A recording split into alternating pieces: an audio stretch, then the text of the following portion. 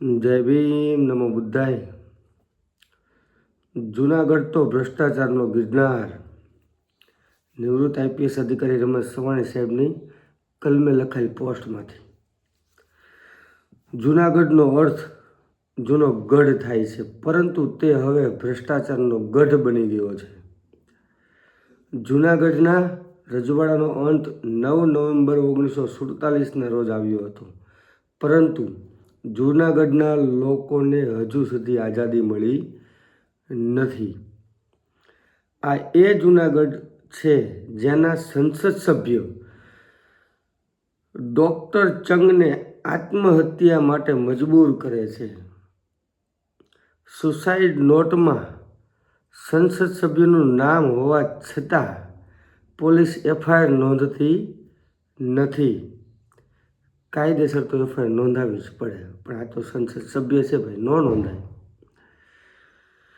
આ એ જૂનાગઢ છે જ્યાં પોલીસ કર્મચારી ઉપરી અધિકારીઓની મારઝૂડના કારણે આત્મહત્યા કરે છે. આ એ જૂનાગઢ છે જ્યાં પોલીસ કર્મચારી ઉપરી અધિકારીઓની મારઝૂડના કારણે આત્મહત્યા કરે છે, પરંતુ પોલીસ કંઈ કરતી નથી. આ એ જૂનાગઢ છે જ્યાં સત્તા પક્ષનું કમલમ ગેરકાયદેસર ઊભું થયું છે. આ એ જૂનાગઢ છે જ્યાં મહાન થવા માટે સત્તા પક્ષ બીજેપીને 5 કરોડની અને 2 કલેક્ટરને 50-50 લાખની લાંચ આપવામાં આવે છે. આ એ જૂનાગઢ છે જ્યાંના જિલ્લા ખેતીવાડી અધિકારી પોતાની પત્નીને હરાજીમાં ઊભા રાખી ફાયદો કરાવી આપે છે, છતાં ગુજરાતની સ્વઘોષિત સંવેદનશીલ સરકારની ઊંઘ ઉડતી નથી. આજે ઘણા સમય પછી મેં આવો કિસ્સો જોયો છે કે સત્તા પક્ષના લોકો ફરિયાદો કરવા છતાં પોલીસ કોઈ કાર્યવાહી કરે નહીં, સરકાર ધ્યાન ન આપે. આવા એક વ્યક્તિની વિરુદ્ધ આ વિડીયોમાં આજે પોસ્ટમાં ફરિયાદ કરવામાં આવેલ છે. એવું નથી કે લોકોને આ ભ્રષ્ટાચાર ગમે છે. લોકો વિરોધ કરે છે, આવેદનપત્રો આપે છે. સત્તા પક્ષના જ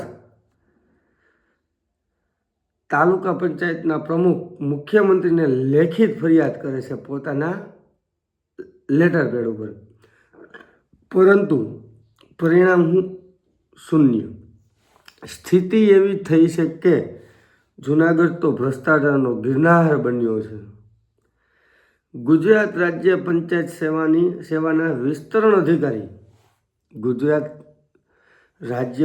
સેવાના વિસ્તરણ અધિકારી ખેતી અને ખેતી નિરીક્ષકનું મહામંડળ દ્વારા 22 નવેમ્બર 2024ના રોજ ગુજરાતના મુખ્યમંત્રી, કૃષિ મંત્રી, કૃષિ સચિવ, ખેતી નિયામકને આવેદનપત્ર પાઠવવામાં આવે છે.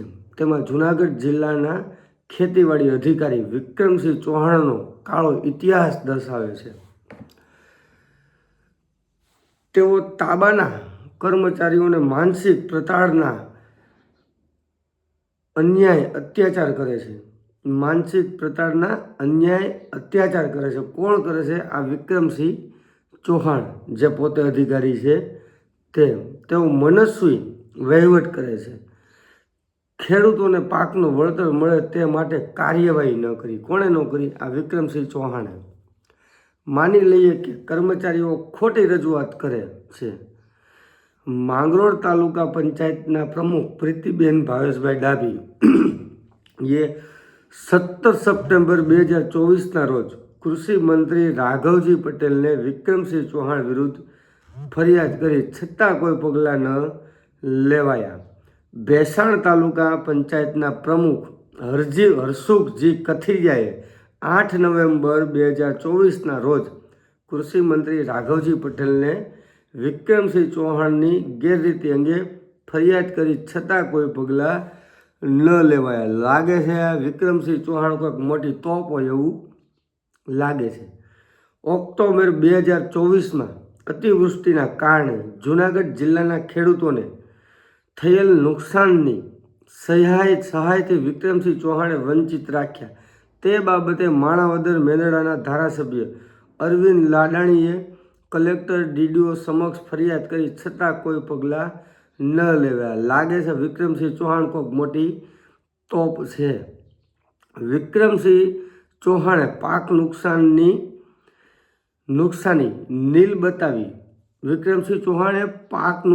નીલ બતાવી ખેડૂતો સાથે વિશ્વાસઘાત કર્યો. લાગે છે વિક્રમસિંહ ચૌહાણ ખેડૂતોનો મોટો દુશ્મન છે, મોટો વિરોધી પણ કહી શકાય.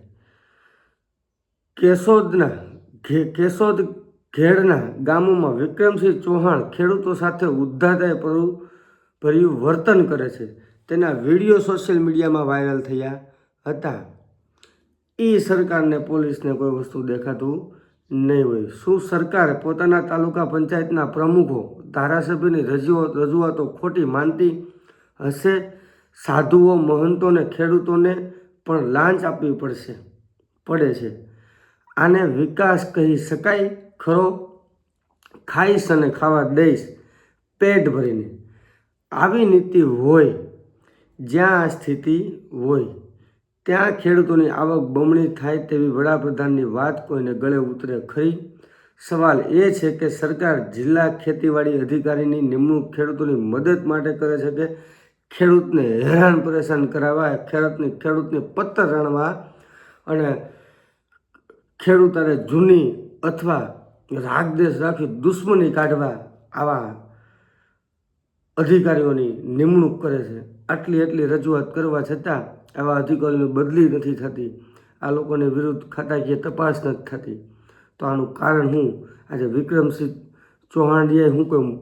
વડાપ્રધાનના માનનીય ભાઈશ્રી છે કે દેશના ગૃહમંત્રીના ભાઈશ્રી છે, અને કદાચ હોય તો કાયદાની રૂએ જ હાલે. આજે વડાપ્રધાન હોય તો ઠીક છે ને, રાજ્યના દેશનો ગૃહમંત્રી હોય તો ઠીક છે, પણ જ્યાં સુધી આ લોકો પોતાનું રાજ હકાવવા માગે છે ને ત્યાં સુધી આ વસ્તુ શક્ય નથી. જ્યાં સુધી દેશના બંધારણને પૂરું લાગુ કરવામાં નહીં આવે ને ત્યાં સુધી દેશના ખેડૂતોની, દેશના પછાત વર્ગોની અને જે દબાયેલા કચડાયેલા જે લોકો છે બધાની આ જ હાલત છે. આ ખાસ યાદ રાખજો.